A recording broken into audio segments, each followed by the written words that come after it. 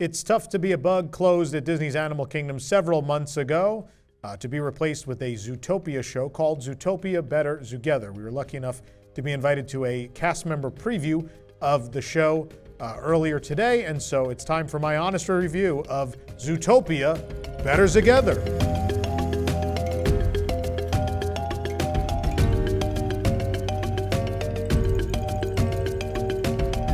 Where do we begin with this? All right, I'm going to begin with a couple of plugs. The first thing I want to do is give you some recommended viewing. I think a good precursor to this is a couple months ago, I did an honest review of the new Zootopia land, the first in the world, at Shanghai Disney. I think that sets up our story so far with Zootopia in the parks very well.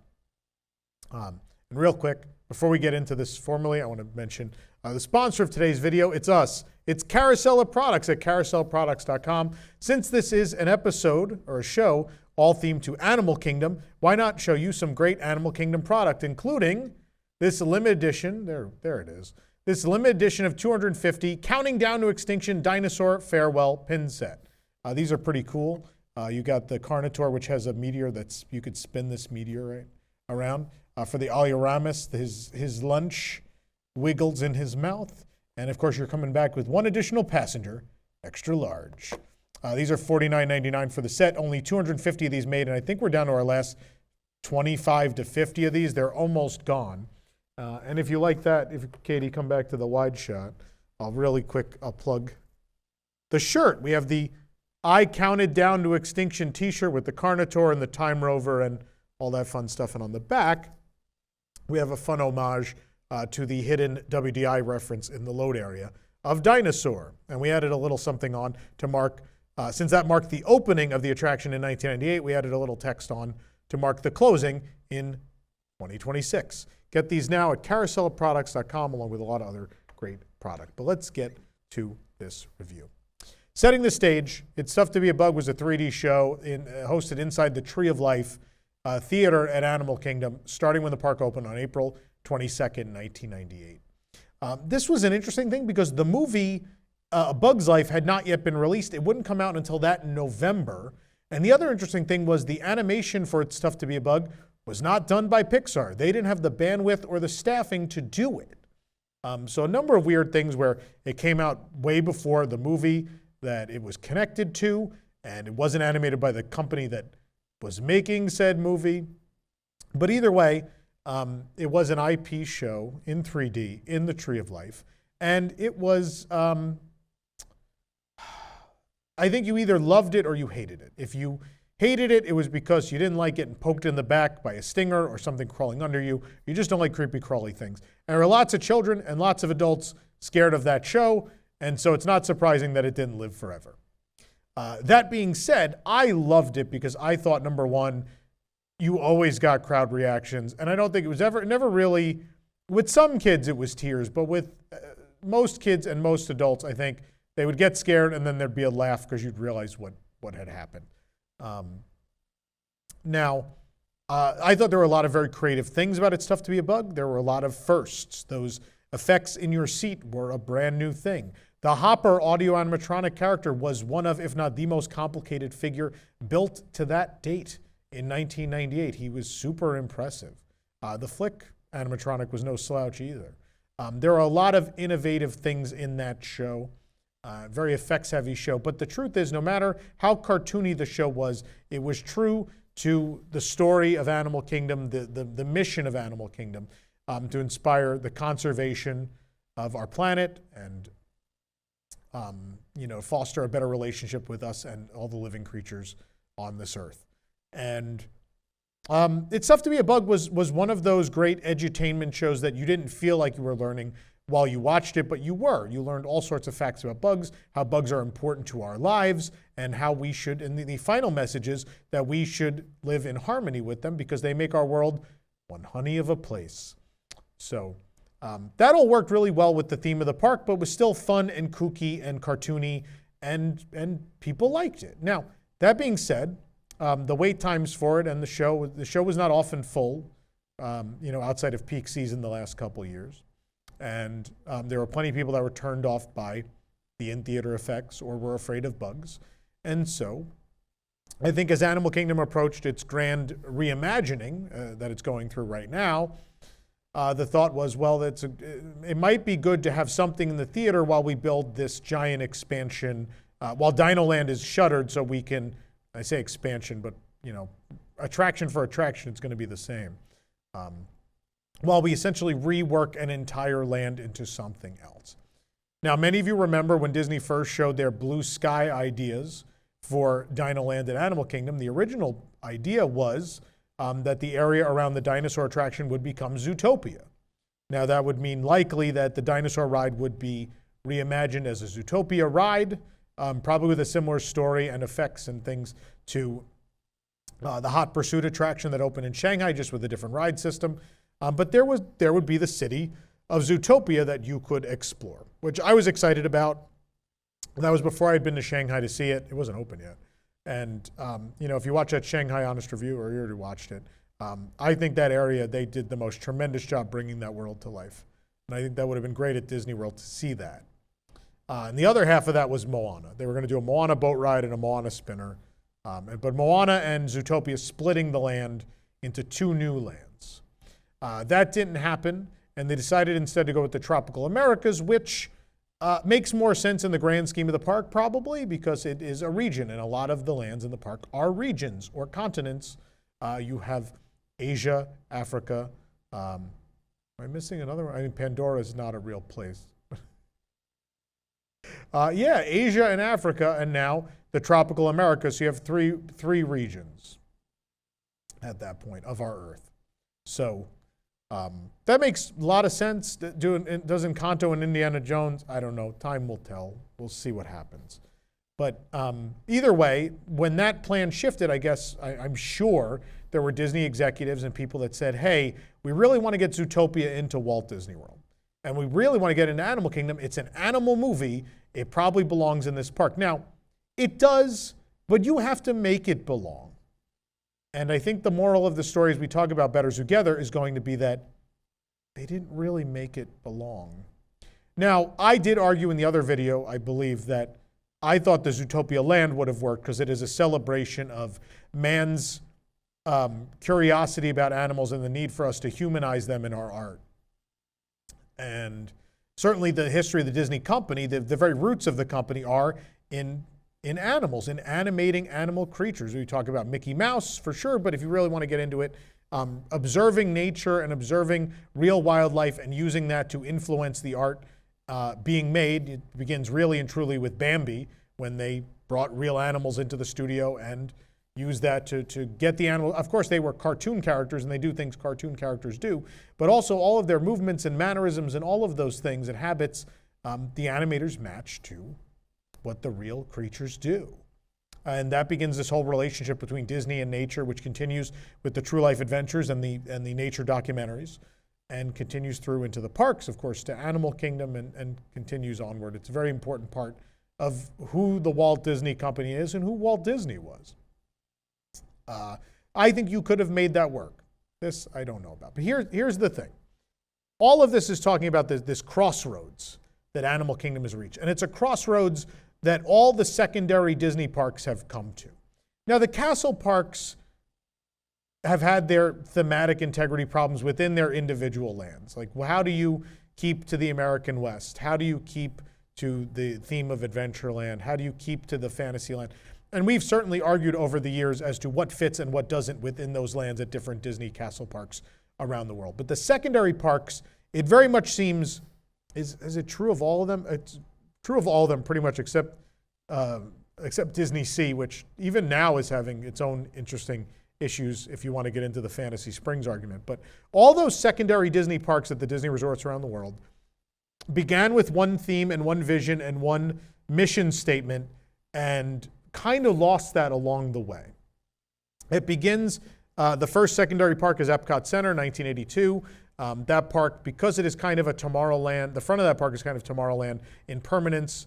That early Tomorrowland is kind of like a World's Fair that has to constantly be updated. Because of that, Epcot constantly had this need to update things, and as you got into different periods of time, sensibilities changed. As you got into the 1990s, there was more of an edginess and even kitschiness that I think Epcot had to embrace. But through all of that, the edutainment stayed. Test Track was very different from World of Motion, but Test Track still taught you something. You learned all about how the test track, or how automotive, how cars are tested out before they are let, out of the factory and out onto the road. It's educational. It doesn't have the breadth of topic that World of Motion did, but it's still educational. And it's true of even things like Mission Space, not anyone's favorite attraction really, but it's true of Mission Space. It's true of many things at Epcot in that period in the 90s to the 2000s. Not long after that, Hollywood Studios went through its identity crisis, and honestly still is, where it went from, it's a park that shows you the magic of movies and television and music, how they're made, to a park that just celebrates those arts, and sometimes in a very roundabout way. And now Animal Kingdom has reached that crossroads as well, where, of course, Joe Rohde, who is the lead Imagineer who's kept the vision alive, even though he formerly left the company a couple of years ago, he's come back in a advisory role to help guide the next generation of Imagineers in updating Animal Kingdom. And I think that's a big part of what happened to the Zootopia and Moana Land. I think Joe probably had some problems. I know Joe has been very vocal about his issues with Zootopia being in Animal Kingdom. And so I'm almost certain he was part of the driving force behind switching to Tropical Americas. And I think that's this fight back and forth of Joe wanting to keep the thematic integrity of Animal Kingdom and Disney wanting to utilize certain IPs to get more people into the park and make more money. And that has always been the fight between the creative, the Imagineering, and the money, the business, the executives. That has always been the war, and that war has been going on since Walt Disney and Roy Disney. That fight has always been occurring. Walt Disney just had a much stronger argument because, he owned the company. The Imagineers do not. So Animal Kingdom has reached that crossroads now where it's, are we going to continue on where everything in the park has this conservation and edutainment theme? Or are we going to just go in, well, it's a park that's like, it contains intellectual properties that fit an animal or nature theme. And there is this fight going on right now between both of those mindsets. Now, it's tough to be a bug, no matter how you feel about that show. Fit Animal Kingdom, again, because there was an edutainment aspect to it, teaching you about bugs, the role they play in our environment. And they fit where they were. They're under a tree. They're in the dirt, in the ground. That's where bugs are. In the bark of the tree, too. It made perfect sense. It's weird because the icon rides of the park, great movie ride in Disney MGM Studios, makes total sense as the icon, the attraction in the icon. Spaceship Earth, a ride about communication. It was the one theme of Epcot that tied all those other themes in Future World together. Makes perfect sense to be in the icon of the park. And then you got to Animal Kingdom, right? The Tree of Life, celebrating all the creatures. And it's like, well, there's a cartoon show about bugs. And that is the base level explanation of its stuff to be a bug. But the truth is that it celebrated the smallest creatures on our planet as you walked in underneath all the larger creatures of our planet. And I love that idea of, these other creatures on this planet are big and bold, and you notice that you can't miss them. But then to honor the smallest creatures on our Earth that play such a vital role, you have to look deeper to find them. And I like that idea very much. Now, Zootopia taking over the Tree of Life, I was like, I don't know how they make this work. Is it a show about biomes? The original explanation made it sound like it was going to be a show about biomes, and then that's when I scratched my head and went, we're going to have 2 attractions, 2 films at Disney World, particularly about biomes? Because Awesome Planet, which debuted at the Land Pavilion in Epcot a couple years ago, is about biomes. So we're going to have a second one? And at some point, I think that died, and someone just went, okay, we're not doing that. We're making a 9-minute film that's like a Zootopia short, and we're not going to teach people anything. You're like, oh, okay, I guess so. So yeah, we're at this crossroads, and I think Zootopia very much, this attraction leans towards we don't care about edutainment or conservation or teaching people about conservation. We this is a IP that we have that is about animals and nature, and so it belongs in this park because animal is in the name of this theme park. And there's no attempt to make it fit, which is so frustrating because Pandora, the world of Avatar, the years leading up to that, the online community was merciless about how that made no sense in Animal Kingdom. From 2011 to 2017, we were unbearable. And I imagine anyone who worked on that project just sat there and laughed at us all ranting and raving how it was going to ruin Animal Kingdom. It's not going to fit the story. All this. They proved us so wrong in 2017 when Pandora opened. Not only was it phenomenal, but it actually somehow made perfect sense in the park. The conservation themes were overt. They were there, but they didn't take you out of the story you were in. It was the perfect combination of thrill and wonder and excitement, but also edutainment. And again, when it's done right, you don't even know you're learning. You don't even know.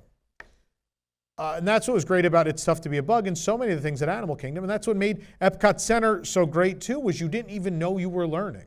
And I think it was very easy when Epcot Center started aging and the wait times for things started going down, that executives would just go, that proves it. People don't want to learn on their vacation. That's the problem. So when we change these attractions, they have to be big and thrilling. And we're not even so concerned about if they fit the park or if they teach people anything. We don't really care. And that kind of begins with Soarin'. Look, I know people love Soarin'. I don't mind Soarin' myself, but did Soarin' fit in Epcot? What do we learn on Soarin'? Yeah, the pavilion's the land, and if you want to get into it, you look at the land.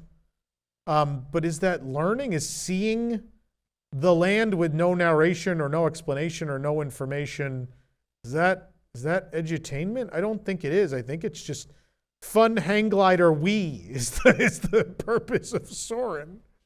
If I'm being honest, and certainly that's, there are parts of Soarin' that are not even about the land. There's parts that are just cityscapes. They have nothing to do with our relationship with the land. So yeah, Zootopia definitely skews one way, and I think Tropical America skews the other, though. From what we've heard and what we've seen, Tropical America is where more of the focus was, and I think Joe and current Imagineers had to make a concession where it was, okay, well, we're fighting hard so this whole land will continue to keep the mission statement of this park. We're going to sacrifice the show in the Tree of Life, though, because at least that's hidden. It's deep in the tree, and you can't see it from outside. So it can't ruin the rest of Animal Kingdom. It just ruins in the tree. That's okay. That's my theory. Either way, let's start getting specifically into Zootopia Better Zoogether. First things first, the marquee. It's Tough to Be a Bug's first problem, I think, was the marquee was very easy to miss. The entrance is in a weird spot. It's hidden behind a meet and greet facility, and you only if you're really exiting DinoLand do you see it dead on. Otherwise, it'd be very easy to just walk either way past that entrance. I think they realize that very much. This is a big, bright, and bold marquee. We've got big characters on the lightning lane and standby signage. Probably what you need to do to get people in the door here. As for the queue, the whole outdoor queue is pretty much untouched. The netting is a bit crazy. This needs to be addressed still. There's all this netting. I think a branch or two fell off the Tree of Life a couple of years ago, and since then there's been some concern that branches might keep falling, and so how do you protect guests? Well, we're just going to put up these nets. These are very similar to what we saw in the Swiss Family Treehouse, many of those attractions around the world the last couple of years. Lawyers coming in and saying well, if we can't guarantee a branch won't fall, then we're going to have to put up this stuff. And it ruins the atmosphere around the Tree of Life is wonderful. Walking through those gardens, exploring the space around the tree, one of the highlights of Imagineering. They built a truly incredible structure. And it's the park icon I think you get to have the most intimate interactions with. You very much sometimes end up alone on those weird little winding paths, and you get these great intimate moments where it's just you and the tree and a waterfall and nature, and it's very meaningful and very powerful. And I love that. The queue has a bit of that, but it's really obscured by all this netting and scaffolding that's still hanging around. In the final part of the outdoor queue, we finally get something related to Zootopia. We have these posters or ads that explain the history of Zootopia, how they started as very much like our animal world. It started with animals in the wild, and there were predators and prey, and then eventually they evolved and made amends, and then started a society where anyone could be anything, and they built this tree in honor of it. This undermines the entire idea of this park. These few posters alone decimate everything this park stands for. This is like some weird dystopian future where we're like humans died, we're gone, and it's like, oh, well, someday animals will live together in harmony and not eat each other. And no, this park is about the natural order, the natural world, the circle of life. And the circle of life is, kids, some animals eat other animals. That's how this works. The whole rest of the park tells you about this. And suddenly we have a show where it's like, nah, someday animals will be better than that. And they'll just live together in harmony, kids. Even though biologically they have to eat. Some of them have to eat the other animals. Unless they somehow evolve past that at some point. They do have to eat the other creatures to live. Also, where are the fish? I know Zootopia 2 is not out yet. I think we're getting some explanation about fish. I don't know. We're getting the reptile explanation. I know that much. But I don't understand. I just don't understand. We go through the Tree of Life Gardens and we celebrate with this tremendous icon of all these beautiful creatures on our earth. And we just, 2 seconds later, we're like, this is nonsense. Someday animals must be better and learn to not eat each other. Come on, man. Come on. Here's the first thing I want to say. And I want to separate two things in the course of this review. I want to separate the quality of the attraction from the thematic integrity. This is 0. Thematic integrity is none. It is none. It makes no sense whatsoever. But quality of attraction, there's some very good things. So you go into the interior waiting area, and there's a lot of beautiful propping that they clearly spent money on. There's some things they didn't. They kept the giant ball of bug feces, the dung ball, and they made it instead this dirt unity ball that all the animals have put their handprint on. And for those of us that knew it was a ball of, it's kind of funny because it's just like all the animals put their paw print on the ball of poop. Okay, cool. But throughout the rest, some money was spent. There are some very nice display pieces. There are like the tubes that the hamsters or the rodentia residents will travel through. There are tiny mouse bathrooms and tiny mouse Disney theme park garbage cans, which I love. There's some very clever posters throughout celebrating the acts that you'll see in Zoogether Day, in the Zoogether Day celebration. And then I don't know that I've ever had a love-hate relationship the way I do with the center display, which is the Pandora display. Now, this is like a Zootopia-wide festival celebrating when their entire community came together in peace. And so, of course, it's a peace festival. Everything is monetized now, including peace festivals. So there would be, in the real world, there'd be merchandise. So there's a merchandise display, and it's for Pandora jewelry. So the purist in me wants to take a baseball bat and smash this display because it makes me so angry. It's so angry that it's this ridiculous, in the middle of Animal Kingdom, in the icon of the park that celebrates conservation and our relationship with nature and all animals on this planet. There is a queue with a fake jewelry display for animals to buy jewelry in their weird dystopian civilization. On the other side, the propping and the gag are so good. Like, it's such a reflection on current Disney theme parks. And I feel like I'm sure Pandora paid into this a little bit. I also think like Disney executives are like, yeah. But I think the Imagineers were probably like, this is a great statement about the current, for lack of a better word, state of our theme park experience is everything's an ad. And I'm sure they thought it was funny. I think it's pretty funny, but also it's a beautiful display. There are these mannequin pieces of animals that are gorgeous, like the big giraffe with the jewelry around the neck, the giant claw or paw, and then the fake big jewelry is very nicely made. And there's a tree of life, which is, it's so weird. It's so weird that the tree of life exists in the story. And so the tree of life is the icon of Animal Kingdom, but it's also apparently an icon in Zootopia. And so both coexist. And so it's weird to see, I can go to the Pandora store at the front of Animal Kingdom and see our version of the Tree of Life charm. And then I go into the Zootopia show and there's the animal store version of the Tree of Life charm for Animal Kingdom, but it's for the Tree of Life in Zootopia. It's weird, just weird. But all the propping's beautiful. They did a nice job. The finish on all of it, it's not cheap. It looks like it's all good. So I can't really knock it. And then at that point, we've grabbed our Carrot Vision glasses, which are pretty much the Captain EO or Muppet Vision or Filler Magic glasses, but they're in orange for Carrot Vision. I kind of just expected them to throw the Muppet Vision glasses at us, so good on them that they just ordered a different color. And then we go into the show. So I am going to have Katie cue up the video here. I only got to watch this once, so I want to make sure I touch on everything. So I only have that one viewing to go off of, and I'll use the video as a bit of a guide here. But let's start watching the show a little bit. Please, no flash pictures or video lighting during the watch party. Our nocturnal friends, thank you. And if things get too wild, walk. Do not stampede to the doors on the left.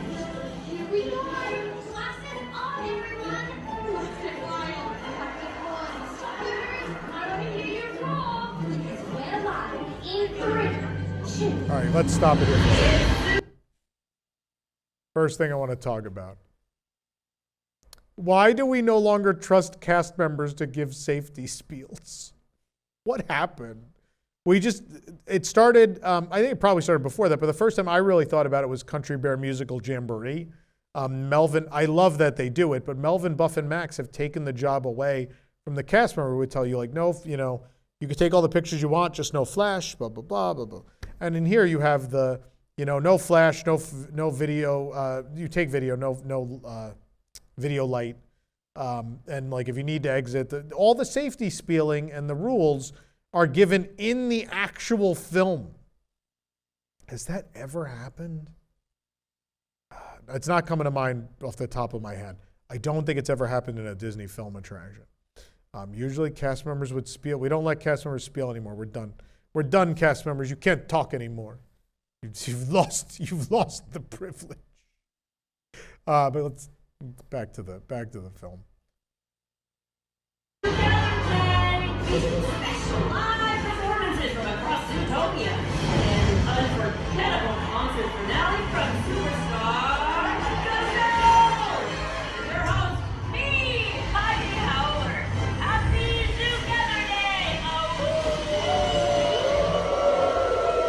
Today we celebrate our communal existence, our shared environment, and our sacred responsibility to party! All right, let's stop. Our sacred responsibility to party. The icon of Disney's Animal Kingdom. First things first, this would not nearly be the first theme park show where you go to a place where there's a stage and it's a big celebration or a presentation. And that works for a theater because you can't travel within the theater. The theater is in the Tree of Life. We can't physically travel out of the theater. That is just one of the parameters of the show. They try to make us travel, and it's not going to work. It's just not going to work. But so far, I like the idea the stage appears to it kind of, with the 3D, Juts out a bit. It seems like she's really there, and you're going to see she's Heidi Howler, the original character they've made for this show, is going to interact with an animatronic character next door and other characters that are in the theater during this show.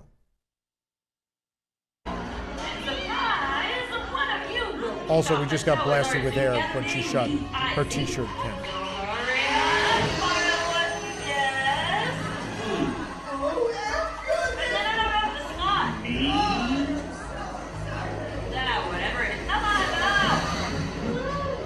See, Officer Clawhauser took Flash's spot. Benji, you have the best seat in the house to watch it all go down. Now your job, press that big red button. Which one? That's totally standard. Okay. Oh, this one. That one. The flashing one. Please don't miss the camera. Maybe the giant blinking one? Yes. Wow! Oh, this is gonna be a blast. All right, let's stop. The Clawhauser animatronic is great. It is the exact same one they have in the queue in Shanghai for Hot Pursuit. It's a good figure. But the thing I want to go back to is I mentioned that It's Tough to Be a Bug had a lot of firsts. There were a lot of things that had never been done before. And another 3D show that comes to mind is, in my mind, the gold standard now and forever, Muppet Vision 3D. Muppet Vision 3D is the reason all the things that happen in this show happen, because they all began with Muppet Vision. All the in-theater effects, putting animatronics in the theater, all of those gimmicks, all of those bells and whistles begin in 1991 with Muppet Vision 3D, and every 3D show after, for the most part, has emulated that, but they've all had their own thing. Mickey's Filler Magic's thing was, we're going to have the widest 3D projection surface known to mankind, at least at that time in 2003. It's Tough to Be a Bug had all the gimmicks I mentioned earlier. And even like Honey, I Shrunk the Audience had a couple things that were very much its own. My biggest problem with Better Zoogether is there's zero innovation. There's nothing new. There's not one moment in the show that is some interesting new idea that's being used. So it's the first 3D show in the history of Disney parks that just kind of be, other than the weird copy and paste of Filler Magic that Paris and California Adventure got. Other than those, just nothing's changed. Nothing's new, nothing's different. But either way. So we've now injured Heidi Howler with the air cannon, and we'll go back. Let's go back to our film. Okay. Need you to fill in for Heidi. Say what? Read the prompter. Okay. Oh, Country Town. No. Oh, there it is. Please welcome our cold weather correspondent, Cashmo. Kozlov. Predator prey. Ice dancings. Balance of nature. Zoogether strong like mother. Oh, special effects. Why snowflakes on fire? Oh, wow.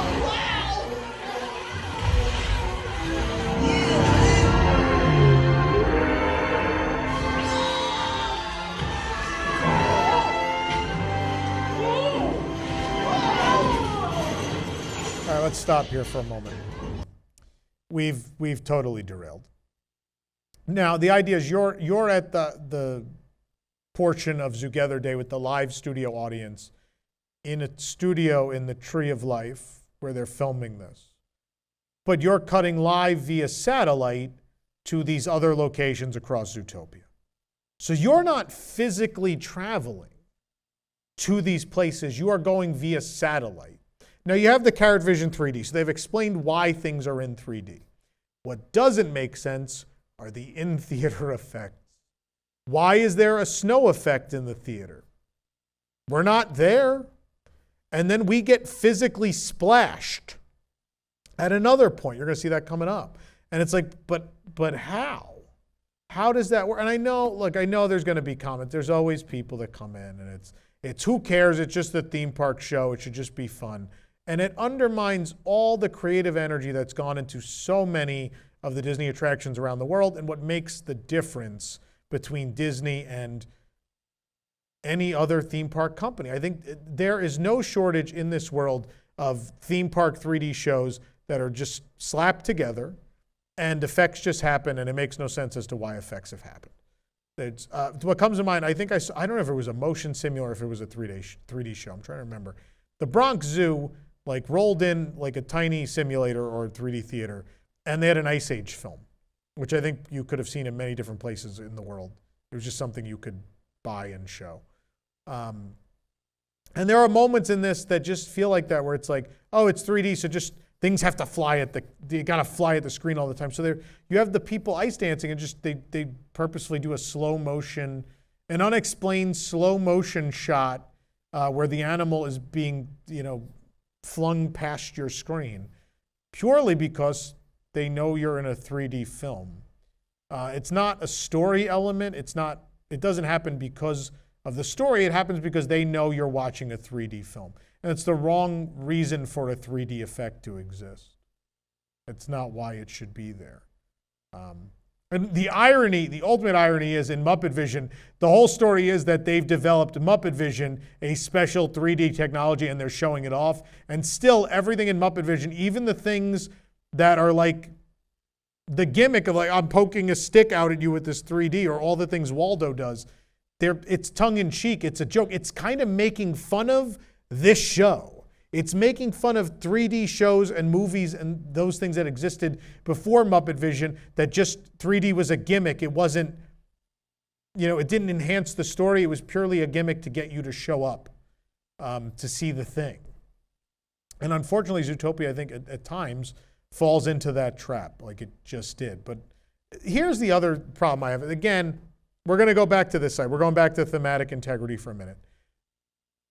If the show was about biomes and had some educational content, it would have been okay. And I think they could have done it. It's not I think they could have done it. There's always a solution if you really sit down and think about it, and the time goes into something in themed entertainment. There's always a solution that works in story. And I think in the case of the Zootopia show, it's like, no, we're just getting Zootopia in here. And it's going to be a 9-minute Zootopia short. And it's exactly what you'd think of a short about Zootopia, where all the characters do their usual thing. Nick and Judy are on a case. We have a crime being solved in the middle of the Tree of Life Theater. I don't think that makes sense.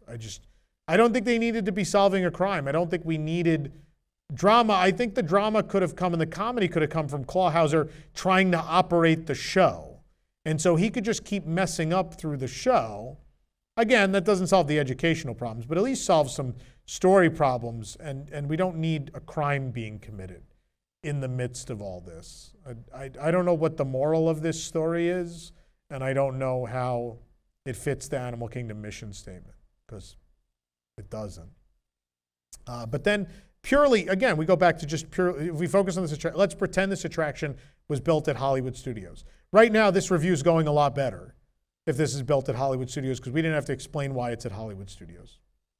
It just goes in the animation area or a soundstage or whatever. It doesn't, barely have to explain it. That's the caveat of the studio theme park.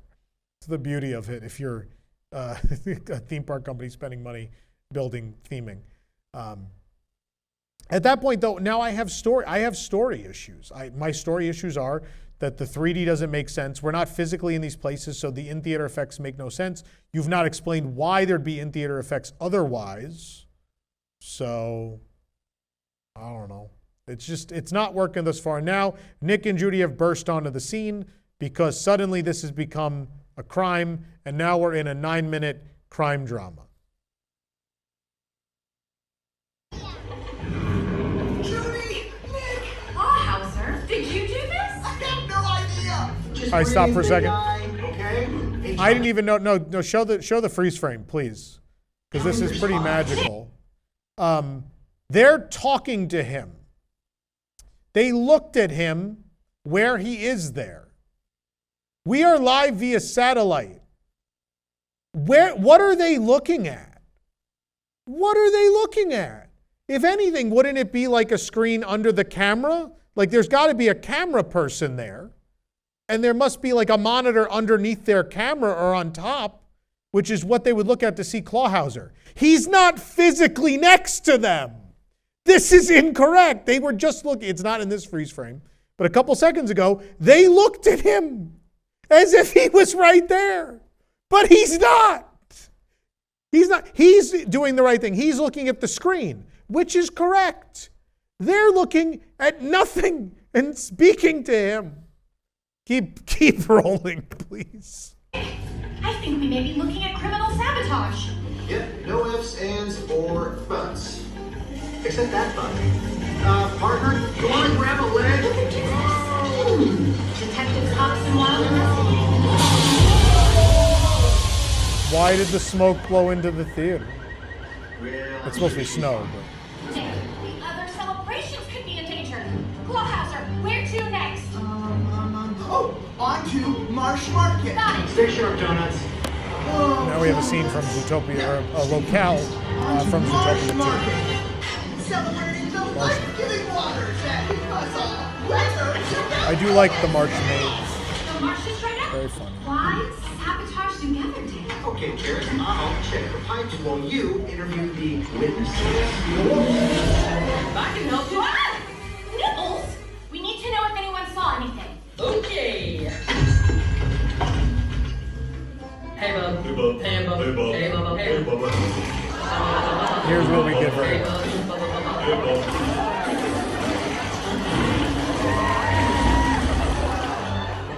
See who did this? It's funny, and I'm sure it makes more sense once you see the. It's locked with wool. And my face. Where to next, Clawhauser? Little Rodentia! How to make like a tree, eh? Mark, What? let's move on. Happy Zoogether Day from the Shrew! Hi! It's your girl, Frou-Frou. In Little Rodentia, we may be small. But every creature, no matter their size, can make a big difference. Lighting effects. We're gonna get iced.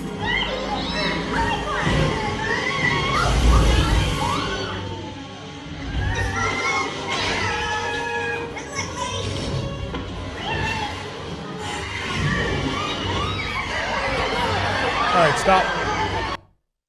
At this point, we get the butt stuff, as we famously called it.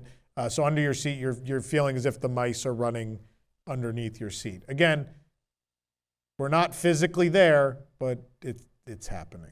You just have to give up on that. I have to stop because it's just never going to make sense. Never going to make sense. Now, when they introduced the drones, I thought for sure, seeing the poster and stuff for the attraction, I was like, oh, that's what you're going to lower down from the ceiling, like the Black Widow spiders. That's great. No. So look, this is the thing only I'm going to notice. Like, I look up in the theater and immediately at the beginning, I'd see where the Black Widow spider holes were. They're just boarded up. And not like they added rock work. They just put like beige or brown boards over the holes. Yeah, the average guest is not going to look. It's not a big deal. But at that moment, I was like, oh, they didn't do it? Okay. And so that doesn't happen. Nothing lowers from the ceiling. So we lost. I understand getting rid of the back poke. The back poke bothered people. I get it. That's a physical thing that bothered people, that touched them. But getting rid of something cool that is stuff lowering from the ceiling on cue, I think that's a loss. It feels like a loss to me.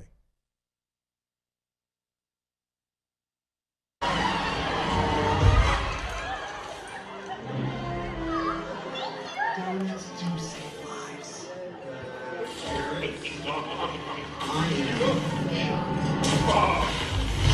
I knew it! But why? Oh, Judy! Next is... So we have the sheep, of course, that are the bad guy henchmen from the first film. Happy Zoogether Day! Hey, move you big buffalo. Oh, gee, Bogo. Well, Well, you said you were going to a security conference. I'm undercover. Hey, Chief! I admire your confidence, sir. What in the wild animal kingdom is going on? Saving Zoogether Day, Chief! So The camera crew has decided not to show the concert, but instead follow them. Hey! Want to shift your inhibitions? Oh, no thanks. Oh, you think his head has a lot of flies? You should see it. Wait.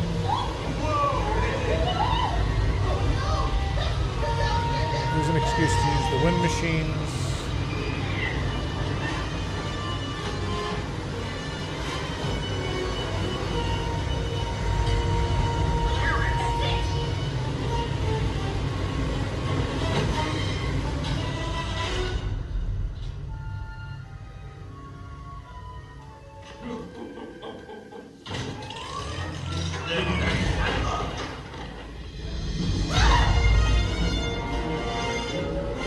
Figured out the sheep are involved.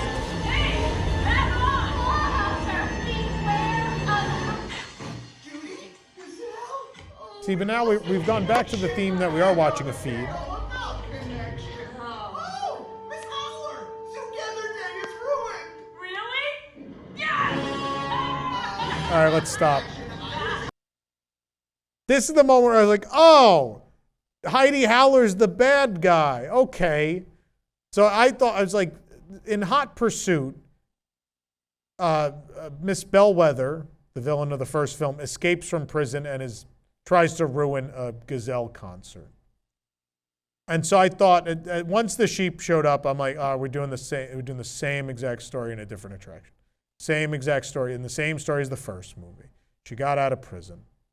We don't establish anywhere in the course of the queue, maybe the bulletin board, I didn't read it that much, but if it is somewhere on the bulletin board, you're asking a lot of every single guest to be able to reach said bulletin board in the queue and read it.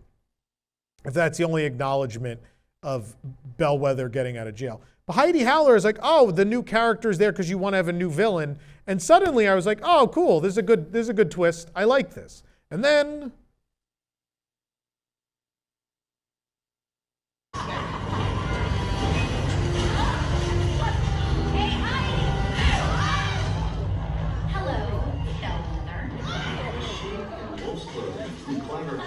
and stop. Well done, Judy. Sheep in wolf's clothing. I do like the bit. It's funny. It works. I don't like that it's Bellwether again. I don't like it's the same story as Hot Pursuit, and instead of the Gazelle concert, it's the Zoogether Day concert. It's the same exact thing in a different format. But back to the movie. Love figuring stuff out, don't you? Hey, can we skip the monologue? Oh, let's all work together. Let's make the world a better place. Blah, blah, blah. Sheep. And that is an animatronic of the behind of Bellwether stuck in the wall. Yay! Wait, we never got our big finale! Did someone say another? Has she just been waiting for this? Come join me, VIC. Stop for a second. Let's hear you sing. I like that Nick Wilde is reflecting on how coincidental everything is. It's like, oh, Gazelle just happens to be in the ceiling. Okay. And it's kind of been our story thus far in this attraction, but continue. Zootopia? For legal reasons, I cannot. Dream a dream. Make a wish upon a whisker. As a team, Here we go. joining up as brother, sister, let your pine mine. We're pouncing toward a better day. Yes. Petals intertwine, we raise our hearts and say, Oh, really?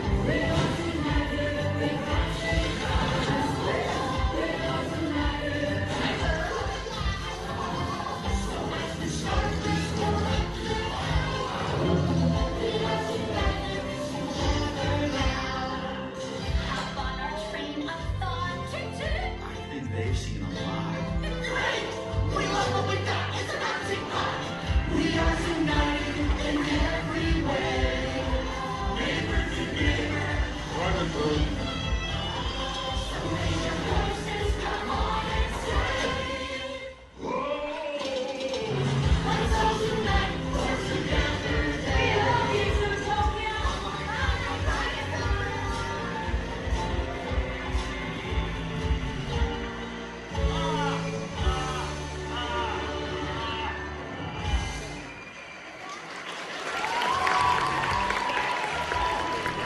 hear the applause. There you go. You can take that down.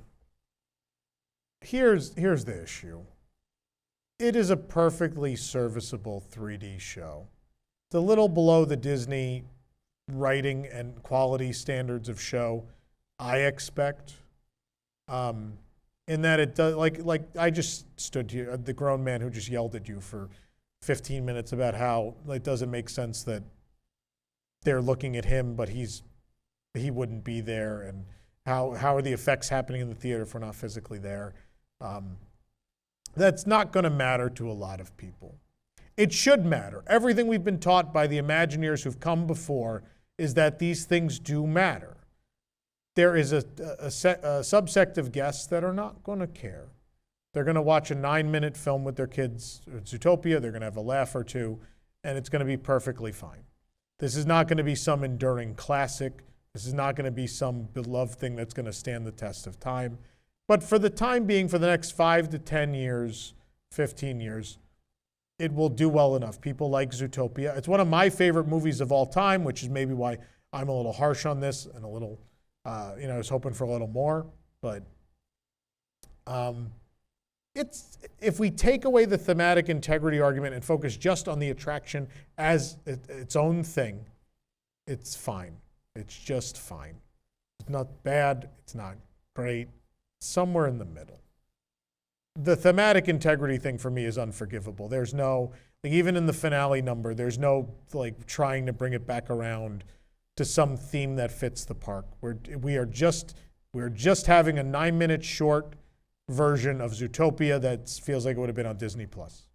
And it's good, it's funny, it's cute, it's quick. It is what it is. I wish it was more.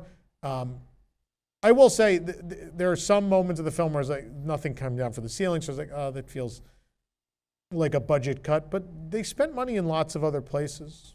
There's the animatronic bellwether, there's the Clawhauser figure, which couldn't have been cheap. There's, a number of fixes they made to the theater.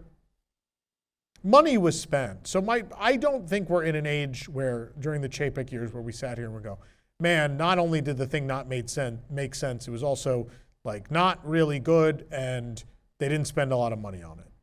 And so I will say, at least it looks like money was spent. The film itself is gorgeous. The animation is beautiful, very clearly done by Disney Animation. All the characters look right. They look crisp and incredible. Tremendous high definition upgrade of the theater. That's all great. The quality is there. The 9-minute short itself is solid. It's okay. But the real problem is that there was no attempt to fit any of this together to make the park coherent and cohesive. And I'm never going to get past that. We are at this crossroads where Animal Kingdom is going to suffer the same fate as Epcot and Hollywood Studios if we don't fight for the thematic integrity. I know there's people still like Epcot, I know people still like Hollywood Studios, and maybe you're not old enough to know some of the things you're missing, or how cool the park was when it all was coherent and cohesive. But we've lost a lot.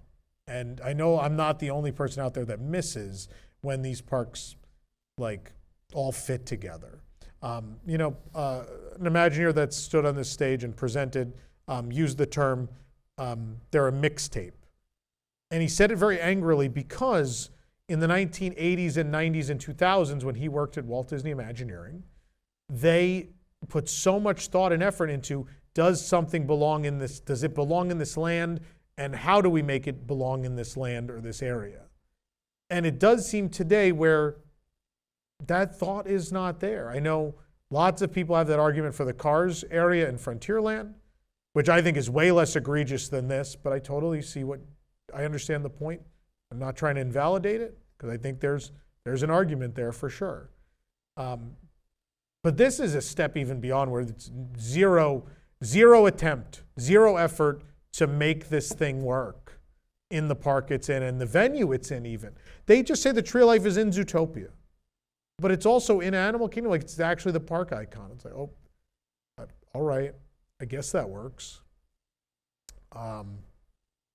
Yeah, so I will say, leading into this, I know some people that worked on the project, and they gave me very low expectations. I will say I thought the film and the attraction itself were better than I was, led to believe. But I think the incoherent manner was its incoherence inside of this park was far worse than I thought it was going to be. And it makes me pretty angry. But otherwise, I do think people that like Zootopia and people with kids will go in here, they'll see it once or twice, they'll like it, and they'll move on with their day. And I think it fits a need. It was rushed along for sure, and it fits a need for this park to have something to market and something to do for the next 2 years while they finish Tropical Americas. So I totally get you have to get something in here and you have to keep those turnstiles turning and keep people happy. And I'm glad money was spent to at least have something that I generally believe will keep people coming in and will make people happy, and they'll be excited there's something new to see in the meantime. And so I can't knock that. But I can knock how it's the antithesis of the messaging of Disney's Animal Kingdom in some cases, but at the very least, it's just not in line with the park's core values.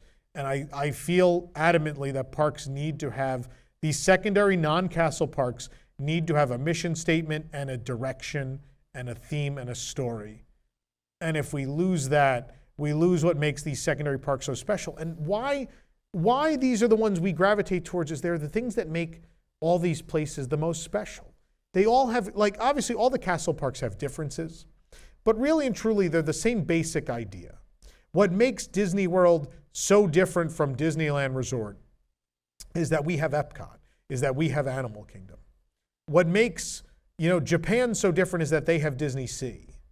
And so, these are in the cases of those two resorts, the existence of those secondary parks is what makes up the character of what that resort is. It's so integral to who they are. Epcot Center is so important to what Walt Disney World is in so many ways, even beyond the connection to Walt. And Disney Sea is what, Tokyo Disneyland was a great park, but it was a carbon copy of 2 other Disney parks that existed. Disney Sea is the thing that made Tokyo Disney what it is. It's the thing that set them apart and set a standard that everyone else has been trying to catch up to ever since.